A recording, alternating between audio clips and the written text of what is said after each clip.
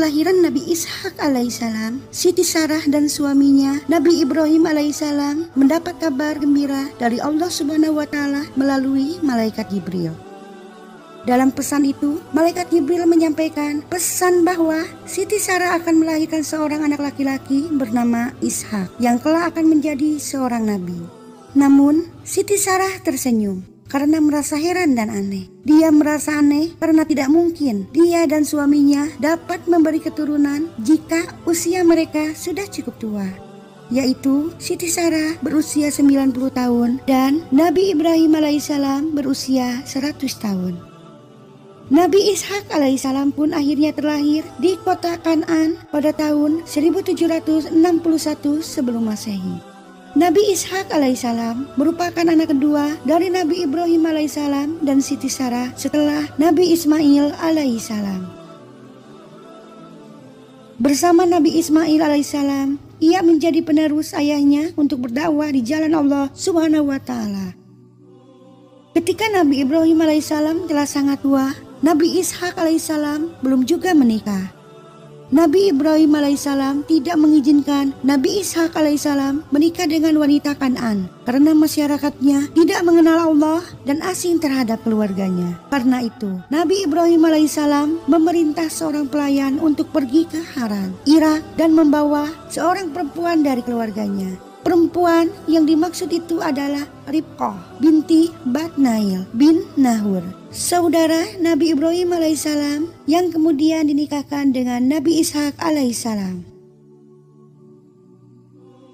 Setelah 10 tahun Nabi Ishak alaihissalam menikah dengan Ribqah, lahirlah 2 anak kembar. Anak pertama diberi nama Al-Ais dan anak kedua diberi nama Yakub, yang lahir dengan memegang kaki saudaranya.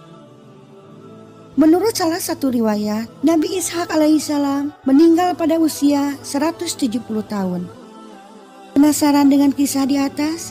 Mari kita simak kisahnya sampai selesai. Tapi sebelum lanjut, jangan lupa klik subscribe, like, dan lonceng notifikasinya untuk senantiasa mendukung channel ini agar senantiasa bisa menyampaikan syiar Islam yang bermanfaat.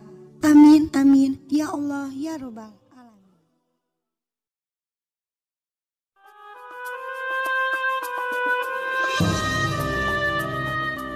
Kawan-kawan yang dikasihi oleh Allah sekalian, Nabi Ishak alaihissalam merupakan anak kedua Nabi Ibrahim alaihissalam hasil perkahwinan dengan isterinya yang pertama, iaitu Siti Sarah. Sebenarnya, di dalam Al-Quran tidak banyak menceritakan kisah Nabi Ishak alaihissalam. Hanya sedikit sahaja tentang kelahiran baginda. Allah Subhanahu wa Ta'ala memuji Nabi Ishak alaihissalam sebagai seorang anak yang alim dan sebagai seorang Nabi soleh. Kelahiran Nabi Ishak alaihissalam amatlah dinantikan oleh Nabi Ibrahim alaihissalam dan Siti Sarah. Ini kerana Siti Sarah tidak menyangka sama sekali dirinya yang mandul, apatah lagi usianya ketika itu telah pun mencecah 90 tahun, manakala Nabi Ibrahim alaihissalam pula telah berusia 100 tahun. Mana mungkin mereka akan memiliki anak? Namun Allah Maha Berkuasa. Tiada apa yang mustahil baginya. Berita kelahirannya sungguh luar biasa apabila ia disampaikan oleh para malaikat kepada Nabi Ibrahim alaihissalam dan Siti Sarah. Ketika itu, para malaikat iaitu malaikat Jibril, Mikail dan Israfil sedang dalam perjalanan ke Sodom, iaitu tempat tinggal kaum Nabi Lut alaihissalam, untuk memusnahkan mereka disebabkan oleh kekufuran dan kejahatan yang telah mereka lakukan. Bapa Nabi Ishak alaihissalam iaitu Nabi Ibrahim alaihissalam adalah seorang yang suka menerima dan menghormati tetamu. Semasa para malaikat berkunjung ke rumahnya, Assalamualaikum warahmatullahi. Waalaikumsalam. Baginda telah menghidangkan daging sapi bakar yang baru disembelihnya. Tetapi pemuda-pemuda itu tidak mahu menjamahnya. Nabi Ibrahim alaihissalam kehairanan sehingga menimbulkan perasaan takut. Para malaikat menyedari akan perasaan Nabi Ibrahim alaihissalam lalu berkata, "Jangan takut. Sesungguhnya kami adalah para malaikat yang diutuskan kepada kaum Lut. Isterinya berdiri lalu tersenyum. Yakni, di sana kami sampaikan berita gembira tentang kelahiran Ishak dan sesudahnya lahir pula Ya'qub. Alangkah gembiranya hati Siti Sarah mendapat perkabaran itu. Tidak dapat digambarkan perasaannya ketika itu. Allah Subhanahu Wa Taala telah memakbulkan doanya dengan menganugerahkan seorang cahaya mata. Kawan-kawan, ketika itu saudaranya Nabi Ismail alaihissalam telah pun berumur 14 tahun. Masya Allah, Allah Maha Berkuasa.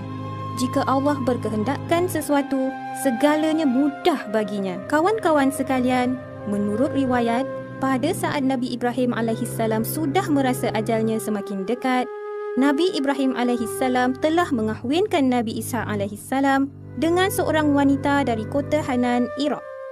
Wanita tersebut adalah Rofika binti Bitawil bin Nahur. Nahul adalah saudara kandung Nabi Ibrahim alaihissalam. Ini bererti Rofika adalah cucu saudara Nabi Ibrahim alaihissalam. Genap 10 tahun perkahwinan mereka, Allah Subhanahu Wa Taala telah mengurniakan kepada mereka sepasang bayi lelaki kembar.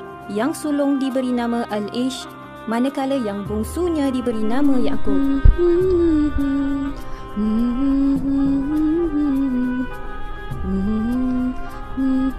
Keturunan Nabi Ishak alaihissalam iaitu bermula dari anaknya Nabi Ya'qub alaihissalam melahirkan keturunan bangsa Bani Israel. Manakala Al-Ish pula melahirkan keturunan bangsa Romawi. Nabi Ishak alaihissalam hidup selama 180 tahun dan setelah wafat, baginda dimakamkan oleh anaknya Al-Ish dan Nabi Ya'qub alaihissalam serta ayahnya Nabi Ibrahim alaihissalam di kampung Al-Mughirah.